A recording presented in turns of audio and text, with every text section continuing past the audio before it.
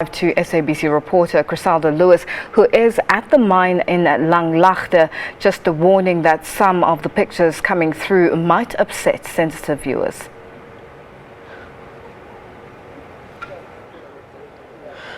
Well, thank you very much, the Lulu. Devastating scenes that we have seen over the past few minutes. The body of one of the illegal miners that was brought to the surface just a few minutes ago has now been brought to the surface. You can see here families that are devastated that sad news has now been brought to them about their loved ones.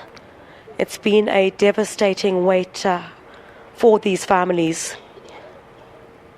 Earlier on today, 35 illegal miners went underground to retrieve the bodies of these illegal miners, and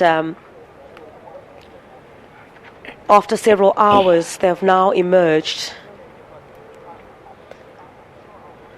And these families that have been waiting here for days now have received the bad news. You can see some of the members of the other families consoling those that are bereaved. This is certainly not the kind of news that they would have wanted to hear. And each and every one of them that had been clinging on to hope for the past couple of days, for some of these families now, that hope is no more.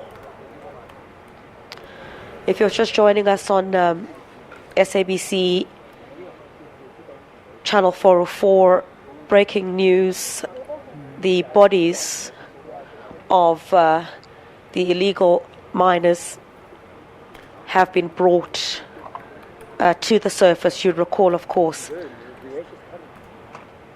there had been a search operation that had been underway in conjunction with the Department of Mineral Resources and, of course, the Mine Rescue Services, and that search was called off after the body of another illegal miner was brought to the surface, and one, of course, remains in a critical condition. Inconsolable, the scenes that we're seeing here at the moment, Lulu. Now, these families honestly beside themselves at this point. Yes, Lulu, you may continue. Crisalda, we're seeing very sad scenes there where you are currently. You mentioned the fact that the search has been called off. Are there any more bodies underground? What's the status there? What is the leaders, have they come out and said anything with regards to more bodies being looked for, searched for? Well, Lulu, at this stage, what you're seeing on your television screen at this point is the one body that has been brought up. You must recall a bit earlier on, we did indicate that the first body had been near the exit of the mine shaft, and the second one had been much further away, a bit deeper underground. So what is essentially going to happen now is that this group of 35 illegal miners who went to retrieve these bodies will go and fetch the second body, which will now be brought to the surface. So the expectation here this evening is that the two illegal miners who were believed to have died, reported so several days ago already, these are the two that will be brought to the surface. One, of course, now has been brought up. And the assessment, I understand, will be done by these families and also the other illegal miners to assess whether there are any other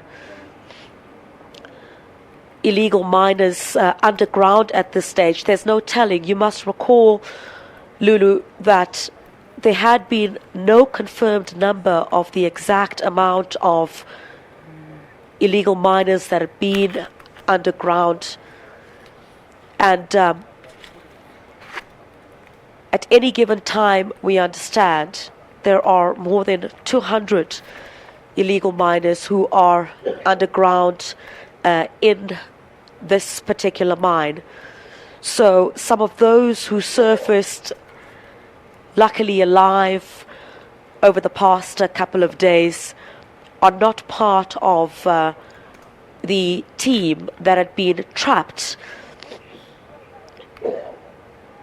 in that detection of smoke, the carbon monoxide, which had prevented the rescue workers from continuing their jobs. So at this stage, Lulu, these illegal miners are yet to decide now, after the second body is brought to the surface, whether they will go back in and go and look for other illegal miners who may still be trapped underground. Lulu.